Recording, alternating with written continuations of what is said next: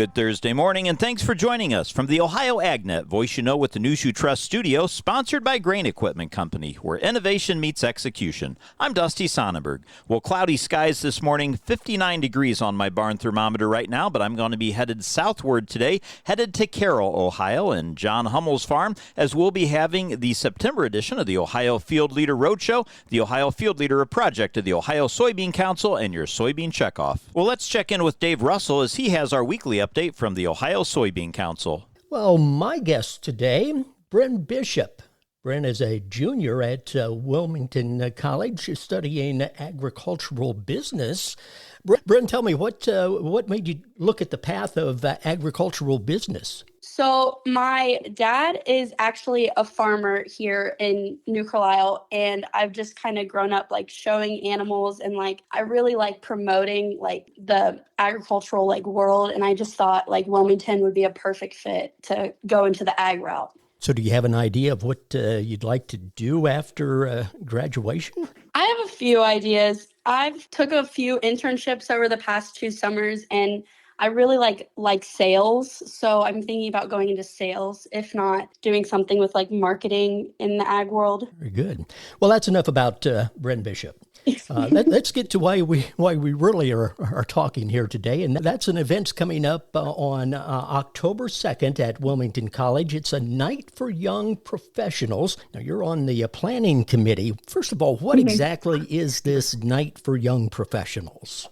So the Night for Young Professionals is basically a night for agricultural students to get like a head start on like a resume, or there's going to be panelists. Our panelists for the event are Alyssa Armstrong from Seed Consultants, Kevin Wendt from the CEO of Wendt Group, and Lori Kohler, who is the owner of Ag Hires. And there will also be 2 breakout rooms along with a giveaway at the end. So we kind of just want to invite ag students to get a head start, as long as they'll also get a free headshot at the beginning of the night. Very good. So tell me what it's been like to be a part of this planning committee. So I first got asked to be a part of this planning committee by one of my professors, Casey Kelly, and I was super excited to be a part of it, along with like Bernadette for like coordinating this event. Like it wouldn't be possible without her and the Ohio Soybean Council and the Ohio Soybean Farmers. But working alongside them has also been like super fun because I get to see like their point of view, and then they get to see mine. And I'm working along 2 other of my college friends, Blaine Ferguson and Alyssa Pringle. We're all 3 working together to make sure this night is eventful for every ag student. So, Brent, let me ask, at the end of the night, what do you hope those students attending will walk away with? I hope they walk away with more confidence and like credibility as a leader, and that they feel like they are on the right track to like a future job or a future internship. So this is the, second year that the event has been held there at Wilmington College? Correct. And it started at the Ohio State University over 10 years ago, and we're excited to have the opportunity to offer it again at Wilmington College. So did you participate in the event the last time it was there? I did. I thought it was like really cool, and I was eager to like go back, and I'm really glad that I'm on the planning committee. So if there are still students there that attended that first event at Wilmington, would you suggest that they attend again? Yes, absolutely. They can attend as many as we offer in the future, but I really encourage ag students to come and see what it's all about. We also are offering a free dinner, and there's also going to be 14 total giveaway prizes. So I feel like students will come for that too, because we're offering a MacBook, an iPad, an Apple Watch, a pair of AirPods, and then we have 4 Stanleys and 6 $50 Amazon gift cards. So I think that will prepare like a lot of kids to come and see what it's about, and like interact with like the Collegiate Farm Bureau and like the panelists, along with like if they have any other questions, like they're always welcome to ask one of the planning committee persons. Well, Brent, it sounds like a really great event that you folks have planned. Again, it's coming up at Wilmington College on October the 2nd.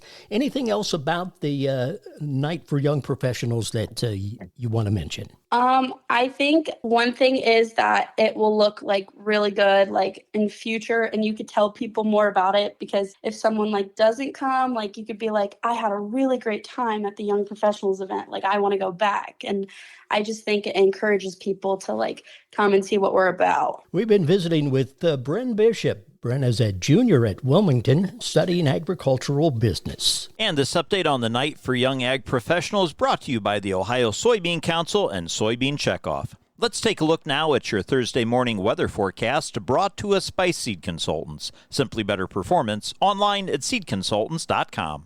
Mostly dry over Ohio today. Things get a little bit more interesting as we move through tomorrow. I'm Chief Meteorologist Ryan Martin with a look at that Ohio ag weather outlook. They get interesting because of Helene, the hurricane moving through the eastern Gulf of Mexico. But before we get there, let's talk about today. Partly to mostly sunny skies over most of the state. There is a significant plume of moisture preceding Helene over the deep south. It's a combination of the remains of that frontal complex that just ended up going through the area earlier this week, kind of stalling out in the eastern areas of the United States, and this Helene moisture coming up from the south. So we can see some clouds lingering in the southeastern parts of the state here through the day today. Hopefully we end up with partly to mostly sunny skies in a lot of areas, but it may not be quite everyone. Now, let's move fast forward to tonight into tomorrow. That's when Helene makes landfall over eastern parts of the Florida Panhandle. So while most of the state is sunny and dry today, we're watching to the south as Helene moves north. I think clouds come into southern parts of Ohio as we move into tomorrow morning and midday. I'm not necessarily too concerned about precipitation right away. For example, I think up through midday tomorrow, it's only going to be southern tier counties of the state. But then late tomorrow afternoon through tomorrow night and into early Saturday, we see moisture rotate north through a large chunk of the state. I think we can end up penciling in anywhere from 1/4 to 3/4 of an inch over about 90% of Ohio through Saturday morning to midday.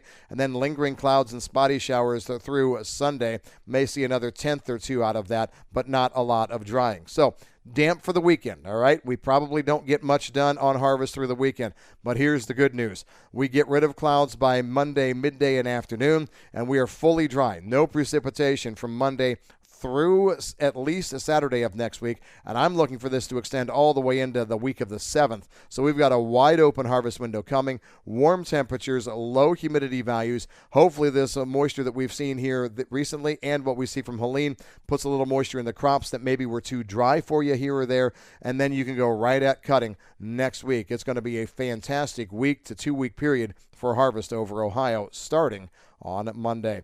I'm meteorologist Ryan Martin. Thanks, Ryan. Stay tuned. We'll be back with more after this.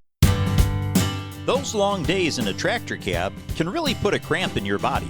So while refueling or refilling your equipment, walk around the tractor a few times or do a few head-to-toe stretching exercises. When fatigue does set in, that's when injuries and mistakes happen. Know when it's time to take a break and recharge. Let's make sure everyone gets home safe and sound. This message from the Ohio AgNet, OSU Extension, Ag Safety and Health Team, and this station. I'm joined today by Scott Hare and also Wendy Osborne. Scott, a farmer in Clark, Champaign, and Madison County. He's a board member with the Ohio Corn and Wheat Growers Association. Also Wendy Osborne with the Ohio Corn and Wheat. Scott, let's talk real quick. Harvest has started on your farm already. After a challenging year, you said you are seeing some numbers come in the bin. There is some crop out there to get. There's some crop, yeah. We're probably as expected on corn, which is below average, maybe 10%. Soybeans were more disappointing, probably 20%, 20 to 30% off of what we'd expect in an average year. The rainfall, when we go back and look at our rainfall totals from about the 5th or 6th of August on, we've only had 3 1/10 rain events. So it's no surprise that our soybean crop is very diminished. Absolutely. Well, rain makes grain, and when you don't have much rain, that's going to make it a challenge. But nationwide and over time, we've done a really good job producing grain. Year in, year out, we've had, all in all, increasing yields, more bushels in the pipeline, more carryover. But we got to find a home for that. There's only so much we can use domestically. Talk a little bit about trade. Where are we at with trade in this country right now when it comes to corn? Yeah, that's right. The headwind for trade in the last few years has been prices. We've had, some issues the last couple of years in the United States out west. Ohio's been fortunate. This is our year to take it on the chin. Prices have been a big headwind, as well as some weather events, Mississippi River, Panama Canal. Trade policy has always been an issue for the last several years. We need more work with trade policy, but the one bright spot about where we're at today is low prices tend to cure low prices. So if we can get some business back, then maybe these prices will recover some based on picking up the exports. Wendy, who are a couple of our larger corn trading partners? Yeah, so Mexico has been consistently one of our largest buyers, and we've been seeing records from exports going to Mexico. So the trade agreement that we have with Canada also is a big buyer of corn ethanol as well, and so we know that those trade agreements work with Canada and Mexico. We just really need to focus on more trade agreements with other countries. So China, has been a big buyer of corn, but not as much in the last several years. And so, again, we just need to focus on exports all around the world. Again, my guest today, Scott Hare. He is a farmer in Clark, Champaign, and Madison County, a board member with the Ohio Corn and Wheat Growers Association, and also Wendy Osborne. Guys, thanks so much for coming down today. Thank you. Stay tuned. We'll be back to take a look at your markets after this. In a time of tight margins when every penny counts, could you be saving more on your monthly energy bill? Ohio Farm Bureau is here to help members get competitive electric and natural gas supply prices through its energy savings program. Participants save an average of 10% on their rates. Let Ohio Farm Bureau help you take the guesswork out of energy savings. Request your free bill analysis at ofb.ag/energy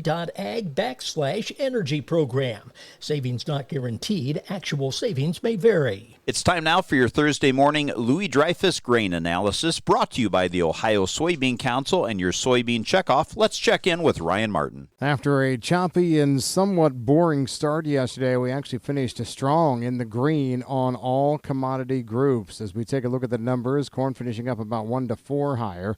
Soybeans double digits, about 11 cents higher across all contracts all the way out into next fall. And we saw the wheat markets up as well. Chicago leading the charge. KC not too far behind. Minneapolis was the straggler here overall. The higher move, especially as it worked through the midday and afternoon hours, was mostly due to crops that are most impacted by dry Russian weather and northern Brazilian weather. That would be the corn and the wheat. Corn futures traded both sides of unchanged before looking at the weather more than the advancing harvest here in the United States. We're looking at the flash reporting system and seeing 180,000 metric tons of U.S. corn sold to Mexico for the 24-25 crop year, but no confirmations of anything on the soybean side. Another round of rumors. China, maybe 3 to 4 cargoes of U.S. and 2 cargoes of Brazilian soybeans, Farach and Nove, maybe yesterday morning. But we did not get confirmation of the prior rumors either. So there's a lots that could show up in the weekly export sales reports either here this week or next week. The Buenos Aires Grain Exchange says the Argentina crop could be 52 million metric tons of beans, 47 million metric tons of corn for the 24-25 crop year. Current WASDE estimates have Argentina at 51 on beans and 51 on corn. So maybe a little bit of a fall off in the corn there. U.S. ethanol production 1% below last year, 292 million gallons. A week ago, production was 308 million gallons. Now, we do have some seasonal turndowns at this time of year just because of new crop corn supplies coming online and maybe a little bit of plant maintenance, but it was a little bit interesting there. Stocks down slightly, 11 million gallons week on week, but still 7% higher than last year. I'm Ryan Martin. Thanks, Ryan. Let's take a look at how the markets closed on Wednesday, brought to us by Seed Consultants. Simply better performance, online at seedconsultants.com. December corn closed up 3.5 cents a bushel at $4.15 1/4, and March corn was up 2.5 cents at $4.33 1/4.